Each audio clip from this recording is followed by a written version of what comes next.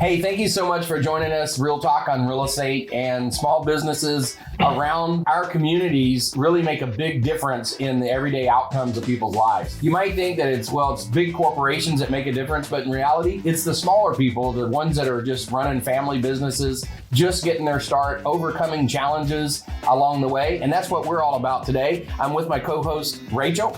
Hey there. And we've got our guest with us today. Go ahead and introduce yourself, guys. My name is Austin Maynard. My name's Keith Brown. Awesome. And so what we do is we have usually a real estate agent in the community and also a business owner in the community. And they come out together because we find that a lot of the challenges that they face are really the same. Mm-hmm, absolutely. Now, we have a real estate agent and a business owner, but you also are a business owner and you own a business together. What's the name of your business? King's Barbecue with a Y. Okay, nice. And where's your business located? We are in the Arden area off of Fulton. Oh, okay. So right down the street from the Arden Fair Mall, actually. Okay, nice. Great. Awesome. So we're going to dive into their business, how they got started, and then some of the peculiarities that you find in real estate when you're running a side hustle. A lot of people run real estate as the side hustle, and it's going to be kind of interesting to get that dialogue going. We're going to talk about the challenges that you face starting up a business and how we find that those are common to a lot of different businesses. And so far we've talked to a wide variety of people, and we find that the challenges that they face are really similar. And so, but first we'd like to hear a little backstory. Tell me a little about yourself. How did you get started? I mean, you're a younger guy who just started last year out of high school, or tell me a little about your path from high school on, I think. Yeah, so I've been in real estate for 5 years now. Oh, wow. I started when I was a month after I turned 18 while I was in high school. Sold my first home while I was still in high school. I had a... Hold on. You sold your first home while you were still in high school? Yeah, it was a $1.25 million commercial property. Oh my goodness. So I sold that 4 months after I got my license, and it was 2 months before I graduated. Oh man, that's incredible. I mean, if you guys don't know, the average real estate agent is 55 years old and doesn't sell $1 million home until probably into their 4th or 5th year, if they're lucky. And so, yeah, you killed it, man. That's amazing. I want to dive into that a little bit. So how did that conversation start with that seller? And where did you meet that seller? So it was a buyer. And really the biggest thing that I tried to work on was getting in touch with my sphere. I knew that I would have a lot of challenges getting into real estate that young. So I wanted to focus on people that I knew could trust me because they actually knew me on a personal level. And I think that opened up a lot of other doors for me to feel more confident and comfortable reaching out to strangers and doing open houses and doing that. But when I first started, I really wanted to get in touch with my sphere and have them advocate for me and kind of let others know that if they trust me, it's okay for them to trust me, and helping them with one of the biggest transactions ever. You know, I have trained probably 45 or close to 50 agents now over the 20 years that I've been doing real estate. And the hardest thing to get them to do is to go after their sphere of influence. I think what it is that they have this idea that they have to go out and practice on strangers and then learn the business, and then they'll be good enough to go to their sphere of influence.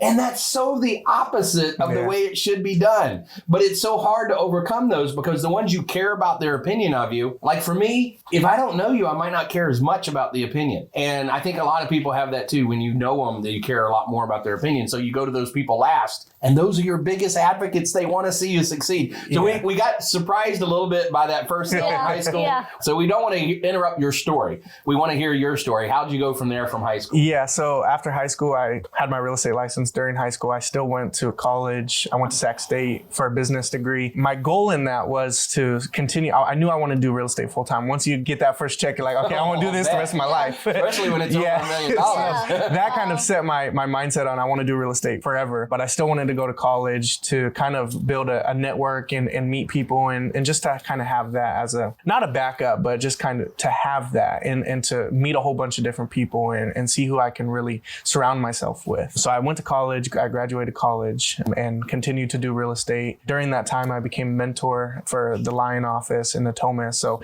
now every new agent that comes to Lion goes through my training. And Hold on. How old were you when you became the mentor?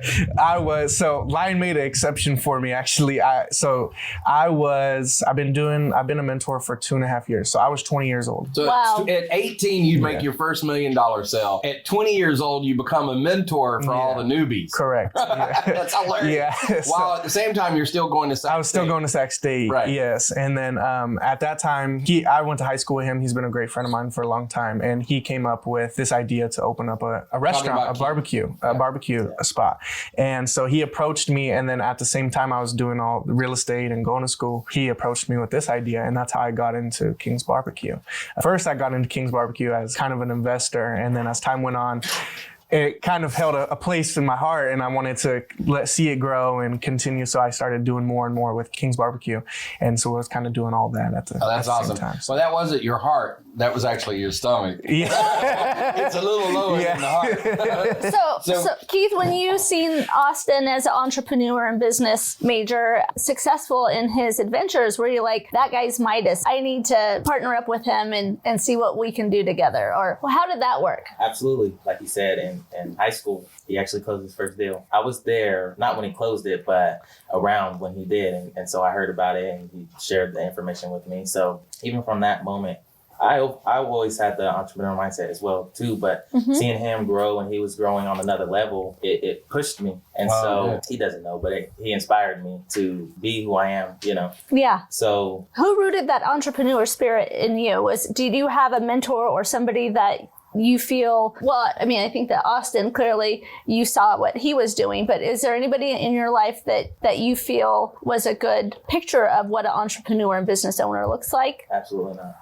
Okay. Wow. I went into it blind. Just one foot in front of another. Yeah. And, Were you on the same timeline? Were you starting this right out of high school, or are you guys similar age? We're similar age. We're the same age. I'm a little younger, but no, I didn't start right out of high school. I started when I was 19. These late bloomers, late bloomer 18, for sure. 19. He was still in. Yeah, he waited till he graduated to open his own business. How dare he? So what sparked your interest for barbecue? Nothing in particular. I partnered with a chef actually, and he has been in the kitchen for a really long time. And when he was younger, he worked at Sandra D's. It's a big barbecue spot. Oh, yeah, I know Sandra D's. So we actually bought the pit from them. Oh, nice. Our first pit. And we named the business after his son. And so really from buying the pit, we just popped open a tent, started selling plates, and it just grew from there. Wow, okay, awesome. So you said your first pit. Can you talk a little more about that? Yeah, so right after we bought the pit, we started selling plates under a tent in the back of a barbershop on El Camino.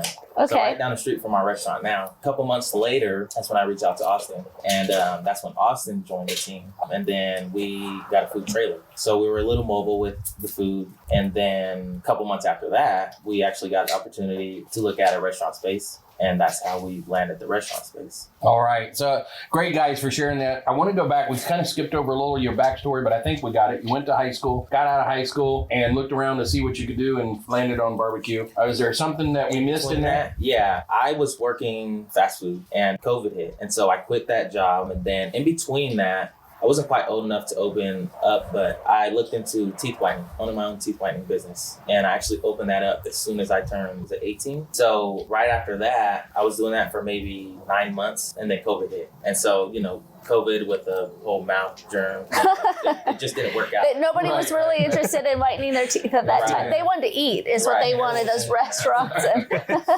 So I got a job at a warehouse in Woodland, and I was only doing that for 3 weeks. Yeah. And I was like, this is not for me. I don't know what it is, but it ain't this. Yeah. And so I want to say maybe a month after that is when I bought the pit. Awesome. I had savings, and I bought the pit with my savings. Wow. Congratulations to you. What an accomplishment. And I mean, so you guys are late bloomers. We're really. But we're glad you were able to step up to the plate and get it done. So we kind of skipped right over where we are today. Oh, Rachel, tell us where we're at. We are at Smokin' Barrel Winery in Lincoln, California.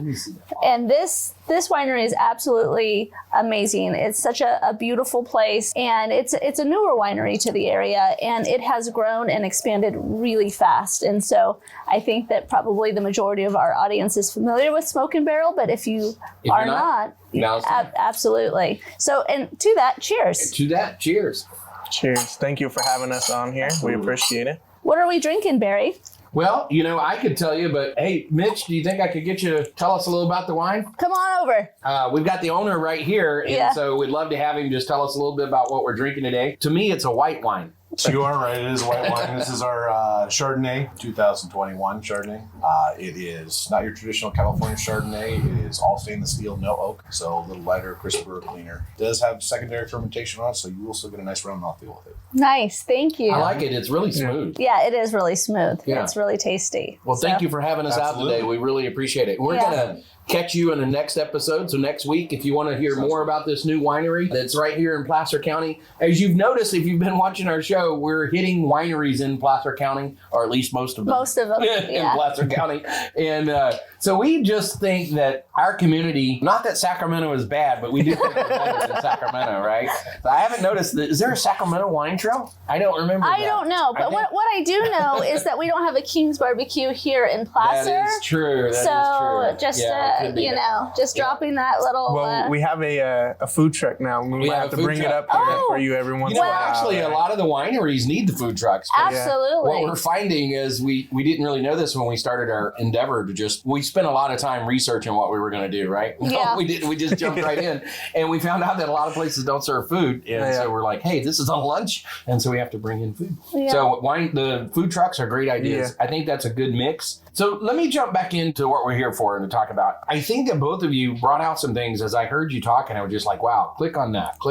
And for you, I just heard that you were willing to take those chances and that you got out there and did some things, right? And then the challenge that I heard you talk about was being a mentor at 20 years old. How did you deal with that? I know the average office. If people don't understand what a mentor is in a real estate office, and correct me if I'm wrong, I haven't been a Lions agent, but I've been an agent at 6 different offices, right? And so usually a mentor is going to come in and kind of help train new people on how to get clients, how to go through a contract, how to do that kind of detail work. And then they usually get a percentage of whatever the commission that person owns. And so I could picture this, that most likely you had people that were twice your age, sometimes 3 times your age, coming to you for mentor advice. Tell the audience, how did you deal with that? Because a lot of young people that are facing that same problem right now. Yeah, I think once you get over the fact that there's a huge age gap, you have to focus on the confidence in yourself. If someone comes up to you and they can kind of smell the confidence in you a little bit, right? And so when they can feel like, okay, I can just kind of tell he knows what he's talking about, or I can kind of just feel like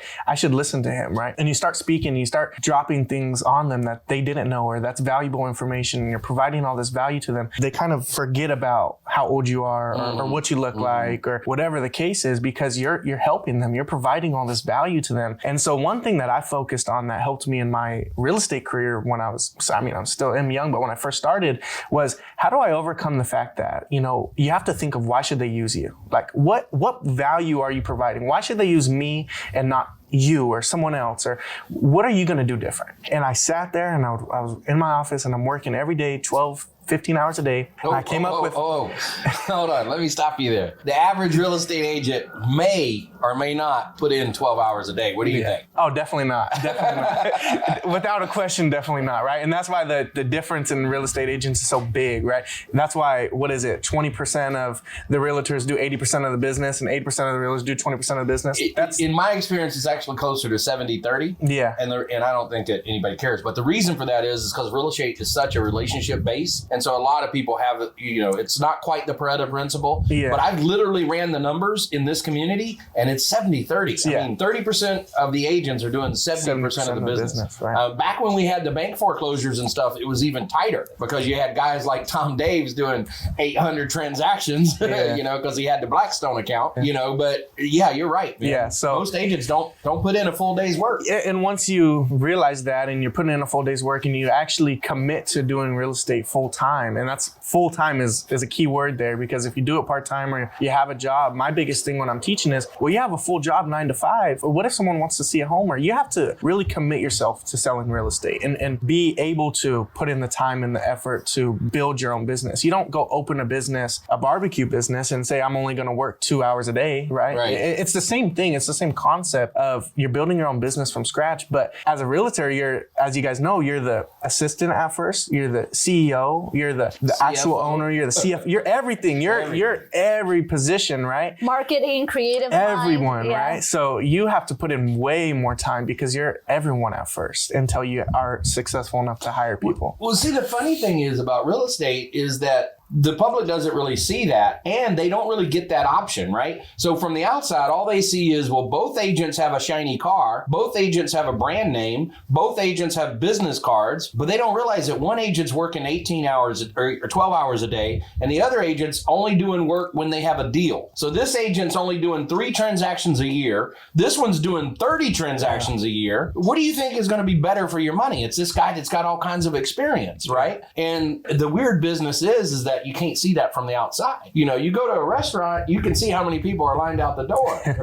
Several times, my wife will be walking around looking for a restaurant at a tourist location or something. We're like, oh, nobody's there. Nobody's there. We did that in Salem this week. We're like, oh, nobody's eating there. We're not going in. Right. We don't even go in because there's nobody there, right? So it's like the hairdresser who has a bad haircut.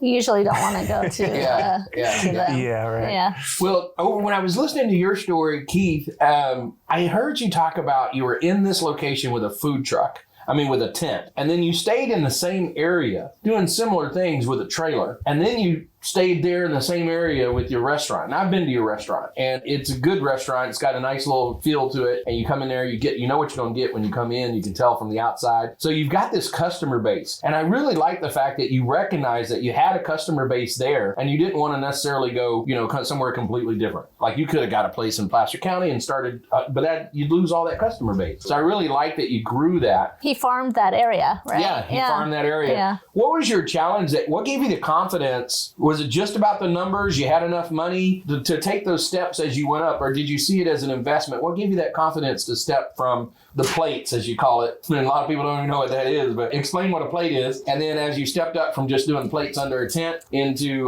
the trailer, what gave you that confidence to keep moving up? A couple things. Not knowing is a big thing for me. I love not knowing what's out there, to go learn what's out there. So I didn't know what the restaurant would bring because it's completely different than selling out of a trailer or selling out of a tent. My peers around, let's do it. Let's conquer it. And when you say your peers, you mean Austin and your other partner as well? And that kind of made up your core 3 guys? Right. Yeah. Right. So with making that leap and being an entrepreneur and a business owner, that was a vulnerability that you had and a risk that you took. How did that feel walking into that process? The way I look at it is I started so early on. And I have wiggle room to take. That's so risks. good. That's so good. And I'm big on taking that risk and seeing what the outcome is going to be, even if I do fail. Because I look at it as learning lesson. Having that wiggle room in the back of my head is another thing that helped me build that confidence. And I have one thing to add to that too.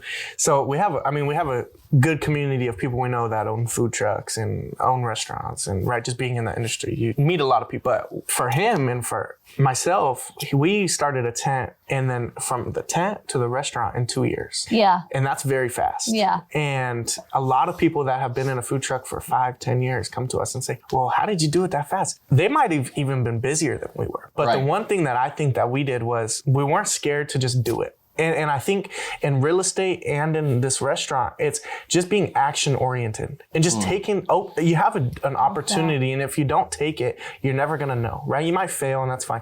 People that are in real estate go door knock all day, and they fail 99% of the time, right? So why not just, if you have this opportunity, why not take it and see? We were just like, let's see what happened. But let's not regret this, because if we don't take it and we're in a food truck, who knows when we get this opportunity again? And so it's not like we had this cushion of we're making a whole bunch of money, let's get a restaurant now. No, this opportunity fell in our lap through real estate actually. Right. And we were like, let's just do it and let's figure it out as we go. And that's the thing that I love about being partners with him and the group that we have is you just have to take action sometimes, and then the rest will play out, right? Instead of someone that is very knowledgeable and knows a lot of things, but they never take action, they're not going to get as far as someone that might not be as knowledgeable. We don't know everything about a restaurant. But we take action, and that's how you get further and further along in this and build that journey, momentum right? Yeah. to success. Exactly. Yeah. Man, I love so much about what I'm hearing. There's a scripture that says a triple braided cord is not easily broken. And it's a proverb. And so you guys having that 3 people together really makes a difference. Like sometimes even we feel this strength sometimes, me and Rachel, because she'll be down and she'll call me. And then when she gets off the phone, she's up. And I'll do the same thing. I'll be like, okay, my problem's not so much. So I'll hear from her and it'll lift me up. Right. And so when you have you 3 guys that can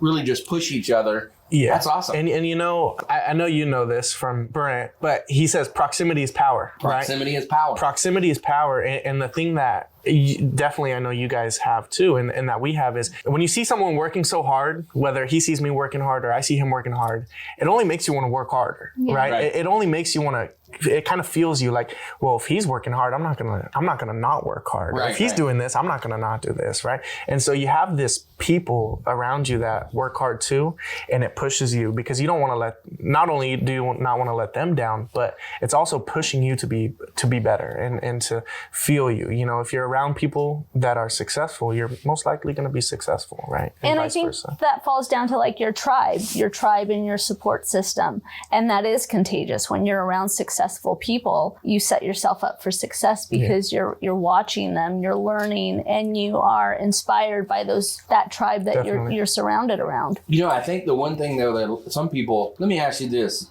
Keith, did you have anybody watching you do this that were doing other things? Did you have friends that just didn't seem like they were going anywhere? Do you have any friends that might not have been moving at the same speed you were moving? Absolutely. Yeah. Everyone that I grew up with. Besides you. So I have a group of friends that are not moving at the same speed as me, but they're not any less than me. Yeah. So Keith, I want to touch base on that. I grew up in an environment, a struggling environment, and that was, easy to say, was very oppressed. And a lot of my peers and friends and even family had a lot of challenges in front of them. And sometimes when you kind of build this success, and it's hard to see, friends and family struggling and, really trying to get by. Like, what did you experience as you were rising through success and kind of seeing those peers struggle beside you? Yeah, a little bit about that. I, in no way, shape, or form, have made it. Yeah. So I try not to portray that I have made it. So while from the outside looking in, it may seem like I'm doing all these things, I've got all this, I don't. So just being the transparent person I am, it isn't really a struggle because in my head, I'm the same. We're equal. Yeah, absolutely. We're the same. Yeah. So yeah. I don't look at it like that. Yeah. Well, I appreciate that, but I'm gonna call a little bullshit on that, right? Because you ain't the same. I want to just go ahead and lay that out there. You ain't the same as everybody else. You guys started businesses at 18 and 19. Right. You are not the same, and that is where my point was going. Is at some point you have to be willing to not only do you have to surround yourself by proximity is power and getting around people that are going to take you to the next level, but at some point you got to get the other people that are pulling you down a level away from you, right? Or just, you don't have to push them away. You don't have to, they'll naturally fall away. When that rocket ship goes off, right? When Musk launches his rocket ship, if you ever watch that, you'll see that the rocket ship goes up. There's a whole bunch of stuff on the ground that gets destroyed and falls away. It doesn't ride. And I think that's the point that I'm trying to make, is that you get some of your people in your life, if you try to hang on to them, they'll just pull you back down to the ground. And so you got to be willing to let some of those fall away naturally. You don't have to be mean. I know you're humble. You don't have to, put them down as they're falling. But you guys are doing something, both of you, with your lives. And I really want to commend you on that. And don't be afraid to let some of those people fall away. And I want to touch base though, Keith, what I'm hearing you say is we all have equal value, that we as people are all equally valuable. It's just that the decisions, the drive, and the sacrifices that you have made are maybe different than your peers. I think we get confused by that a lot in society. We are all equal. You're equal to me. I'm equal to him. Everybody's equal on the same level. We all have that potential inside of us. But what we do with our time is not equal, right? The value so the world, for the most part, measures your value to it in money. Maybe that's right. Maybe it's wrong. But for the most part, how the community sees your value for what you're bringing to them, they express it in money. That's usually a good gauge. It's not the only gauge, but it's a good gauge. And so what we do with our time, the things we make, the fact that somebody gets up really early to put that brisket in, how long does it take to cook a brisket? 14 hours. 14 hours, right? So there's no room for TikTok unless you get the brisket started and then do the TikTok, because you got to making a TikTok about the brisket. Exactly. unless you're making a TikTok about the brisket, right? So there's no room for a lot of the things that other people are filling their time with, right? You don't have time for going out for this and that and the other because you got a business to run. And so let's talk a little bit about that business. Who started you? I mean, I'm assuming maybe it's not a love, but who gave you the passion for food? I don't really have a passion for food. There you go. It's a I have a business. passion for business. There you go. That's magic, baby. But my partner, he had The passion chef. for food. And so when you put those two together, in my opinion, one can't run the other without the other. Mm-hmm. So when you put those two together, that's when the wheels start turning and you start going further and further. He had the passion for the I didn't. Yeah, that is really good, though.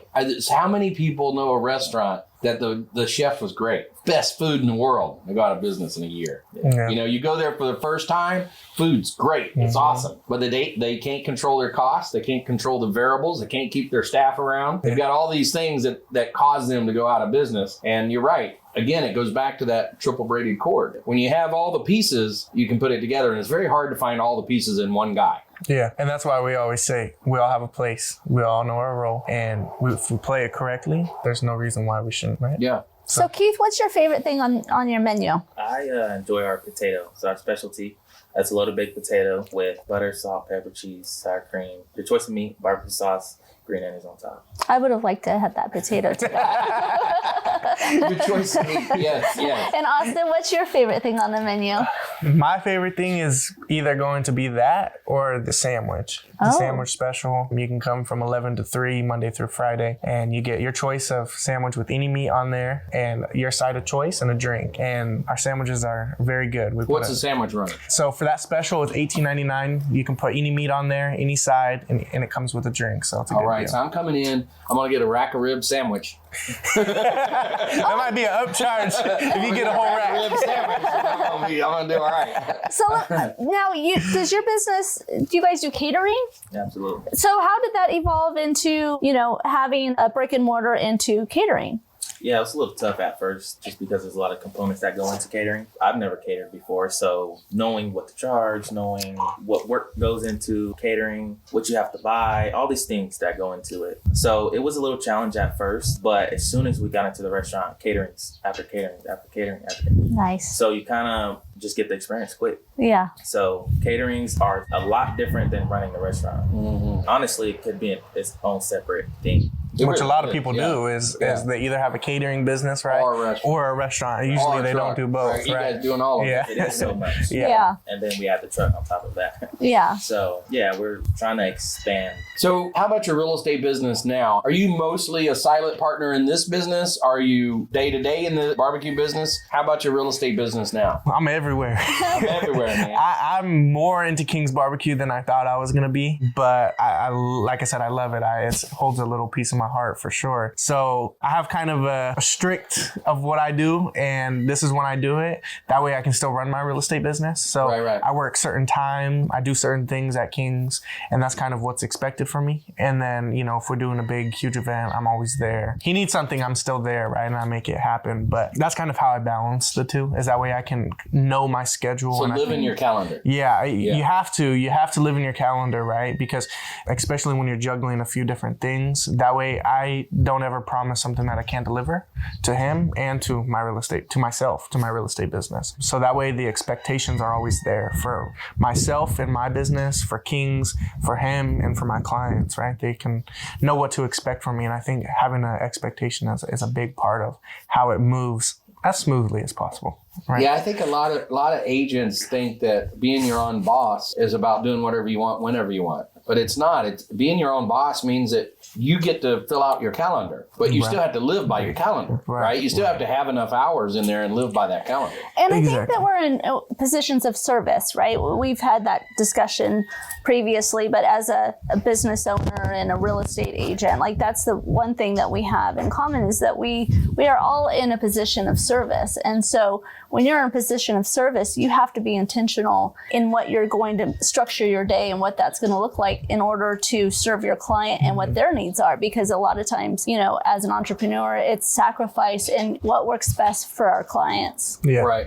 Well, we're getting ready to wrap up here. Rachel, I wanted to just include a little bit about your business and the homes that you sell. You've kind of focused in on the South Placer County area, and that's kind of your neighborhood. What is it that you love about serving clients in Lincoln, Newcastle, Penryn, Auburn, that area? Well, I think it's important, especially in the South Placer area, to know about the land, know what you're getting yourself into, because a lot of these properties are acreage. And so that's a whole different beast than, say, your traditional single family home in town. And so really having that expertise and understanding, you know, sewer lines, water rights and NID irrigation water, and really educating your clients on what it takes to own property as you're moving into a different territory. Yeah, when you come out of the city, I think there's a whole lot of things you just don't know that you don't know that you don't know. Yeah. You just can't figure them out. It's a very large learning curve. And then with you, Barry, as with your property management business, how many doors did you start with? We started with 0. Okay. I had 1 or 2 that I was managing, and then someone heard, the opportunity came, right? Somebody heard, oh, Barry's doing property management again, and I had somebody bring me 40 doors